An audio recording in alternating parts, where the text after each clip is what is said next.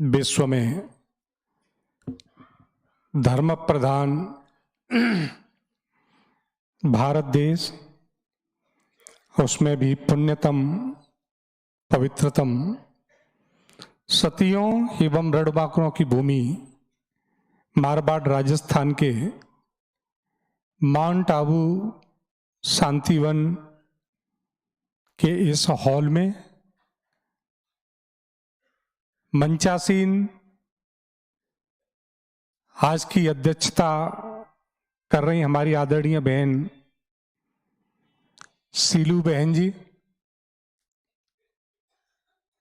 जिन्होंने बहुत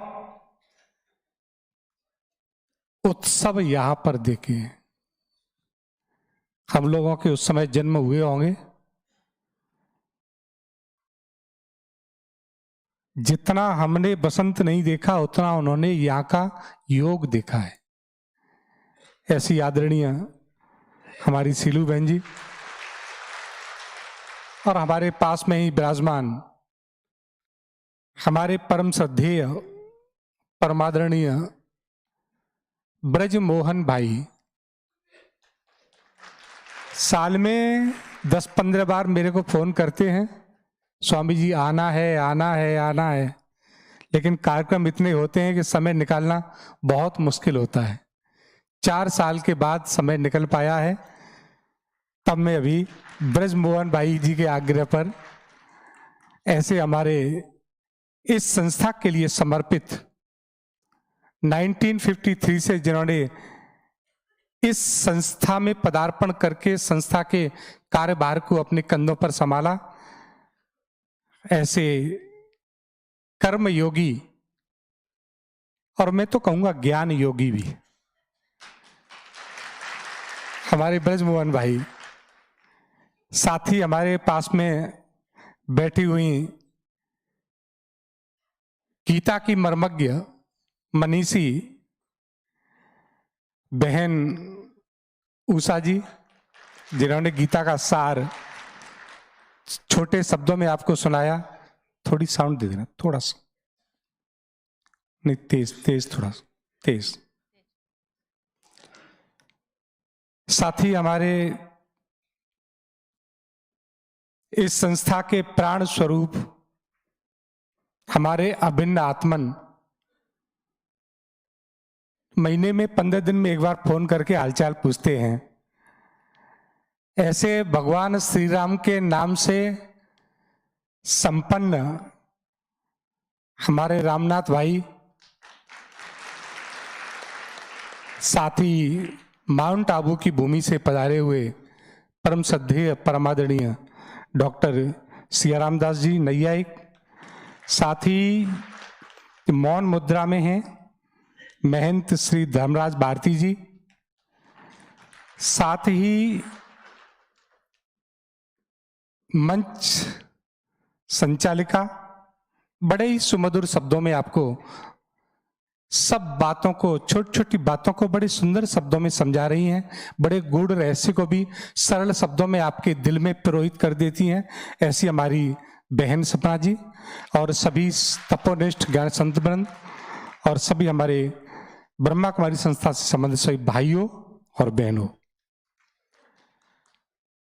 बड़ा सुंदर विषय गीता सुगीता कर्तव्या किमन्यई शास्त्र विस्तरई। गीता क्या है, गीता क्या सिखाती है, गीता को पढ़ने के बाद क्या किसी दूसरे ग्रंथ को, क्या किसी दूसरे पुस्तकों को पढ़ने की आवश्यकता है? गीता को पढ़ने के बाद किसी दूसरे विषय को पढ़ने की, समझने की आवश्यकता समाप्त हो जाती है। यत यत आचरति श्रेष्ठ तत्त देवतरो जना। गीता कहती है जहां जहां हमारे महापुरुष लोग चले हैं, जो जो आचरण किया है, जिस जिस संस्कार से संपन्न हुए हैं, जिस जिस संस्कृति को लेकर के उन्होंने अपने जीवन को एक जीवन यापन किया है, ऐसे महापुरुषों के चरण चिन्हों पर चलना ये अपने लिए बहुत भाग्य की बात है। और ऐसे ही महापुरुषों के चरण चिन्ह आपको यहां पर प्राप्त हुए, आप भी तो उन्हीं चरणों पर चल रहे हैं। यत् आचरति श्रेष्ठ, जिन जिन महापुरुषों ने श्रेष्ठ आचरण किए हैं, आज हम उसी परंपरा में तो हैं। हमारी उषा बहन जी भी परंपरा बता रही थी, कौन सी परंपरा से ये ज्ञान प्राप्त हुआ है। नारायणं पद्मभवं वसिष्ठं शक्तिंच तत्पुत्र पराशरंच व्यासं सुखं गौड़पदं महांतं गोविंद योगी द्रमथा च शिष्यम। आदि नारायण से ये परंपरा चली है, नारायणम पद्म भवम वशिष्ठम। कई लोग कपोल कल्पित कल्पनाएं करते हैं। ब्रह्मा कुमारी में तो मनगढ़ंत सिखाया जाता है, मनगढ़ंत बताया जाता है। तरह तरह की कल्पनाएं हमारे मन में भी भरी गई थी पहले, क्योंकि मेरे को 4 साल, शायद 5वां साल जुड़े हुए। बहुत कुछ भ्रांतियां हम लोगों के मन में थी। लोग तरह तरह की बातें किया करते थे, वहां पर तो ऐसा होता है, वहां पर तो ऐसा होता है, वहां पर तो ऐसा होता है। हम भी उनकी बातों में उलझ गए थे। लेकिन जब राजिम कुंभ छत्तीसगढ़ में एक पुष्पा बहन है, वहां उनके संपर्क में आने के बाद वो अपने सेंटर ले गई। सब मैंने देखा, सारी स्थिति को समझा। उसके बाद मेरा झुकाव इस संस्था की तरफ हुआ। लोगों की कही हुई सुनी बातों पर मैंने ध्यान नहीं दिया। फिर प्रत्यक्षम किम प्रमाणम, प्रत्यक्ष को प्रमाण की आवश्यकता नहीं होती है। और तपस्या करना इतना सरल काम नहीं है। अभी हमारे ब्रजमोहन भाई चर्चा कर रहे थे, काम एस क्रोध एस रजोगुण समद्भव महासनो महापापमा विद्येन में बैरिणम। और 16वें अध्याय में भी आता है, त्रिविधम नरकस्येदम द्वारम नाशन आत्मना कामः क्रोध तथा लोभ तस्मात् एतत् त्रयम् त्यजेत्। ये 16वें अध्याय में आया है। और हम लोग तो वैसे भी कहते हैं, जैसे भी मैंने परंपरा का ज्ञान कराया ना, नारायणम पद्म भवम वशिष्ठम। ये परंपरा हमारी अनादिकाल से है।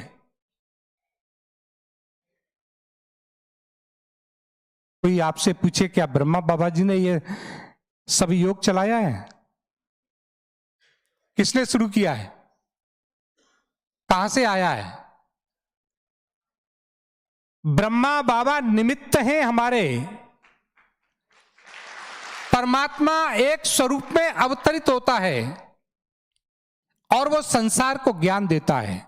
भगवान ने वो ज्ञान गीता के माध्यम से अर्जुन को दिया, और गीता के माध्यम से आज वही ज्ञान उषा दीदी के माध्यम से हम सबके सामने आया है।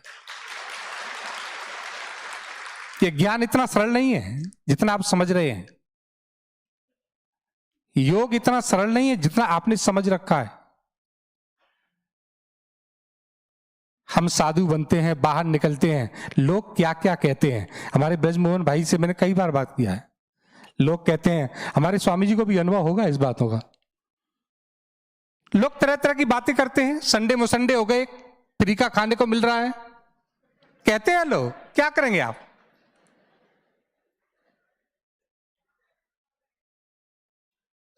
संत बनना उतना सरल नहीं है।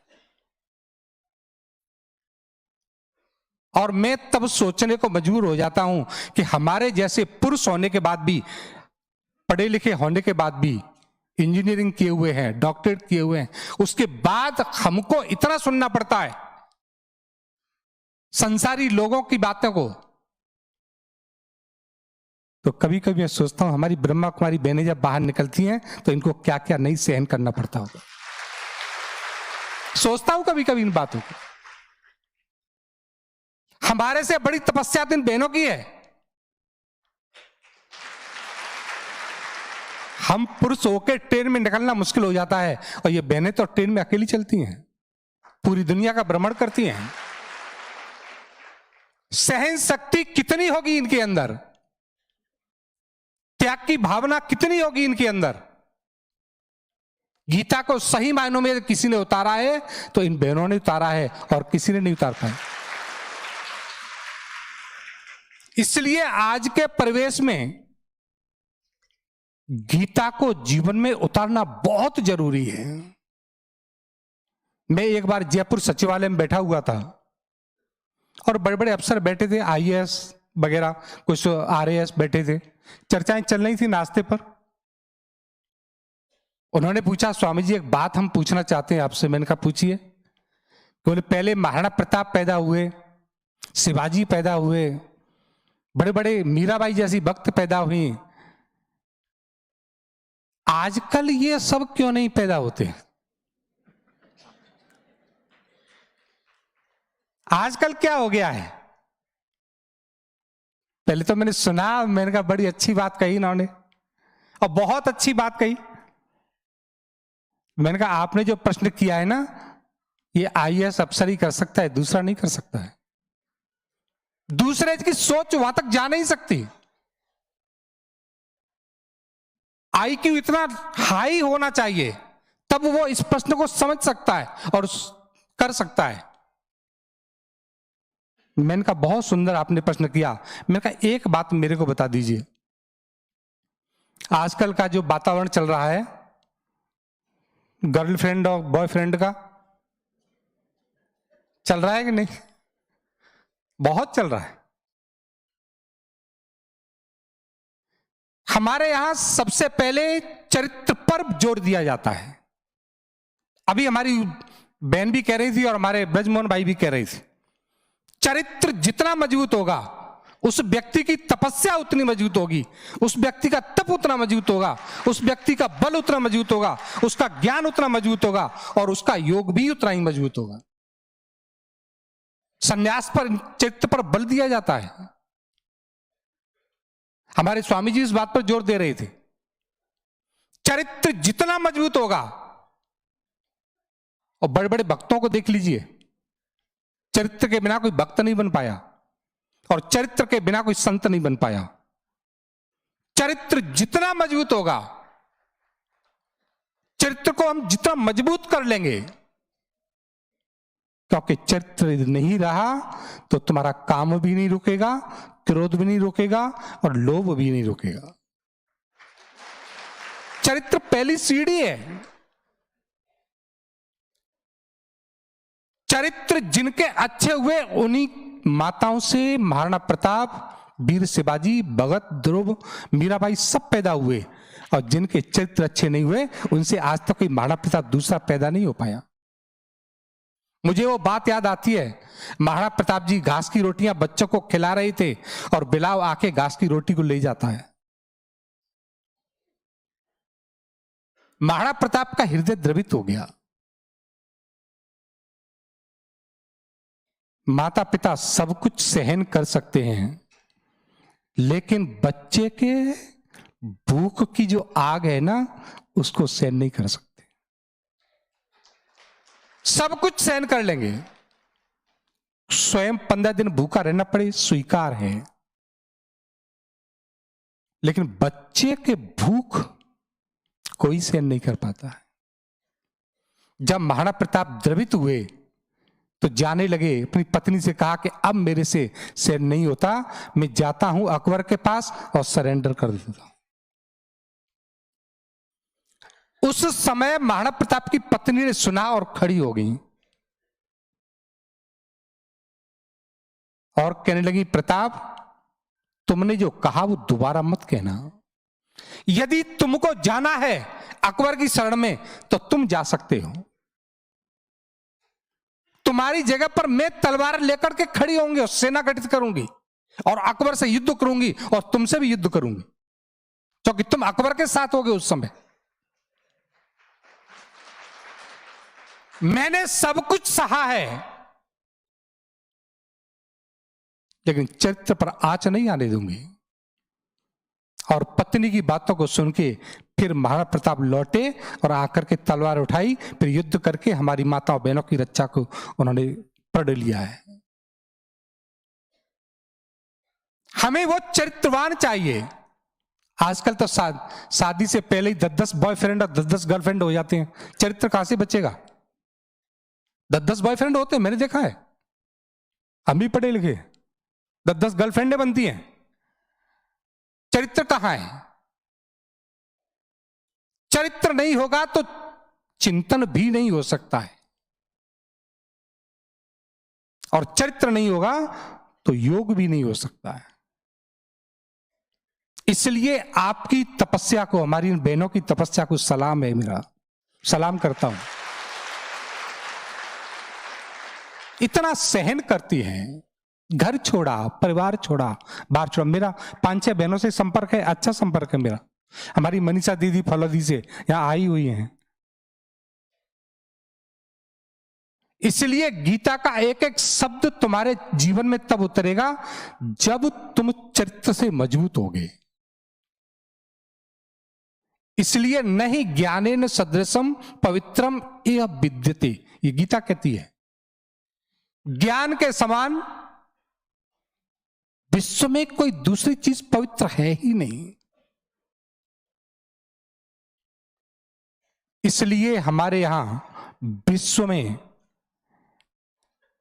कोई संस्था नहीं है जो महिलाओं के द्वारा संचालित हो। है कोई संस्था? केवल एक संस्था है, और वो ब्रह्मा कुमारी संस्था है।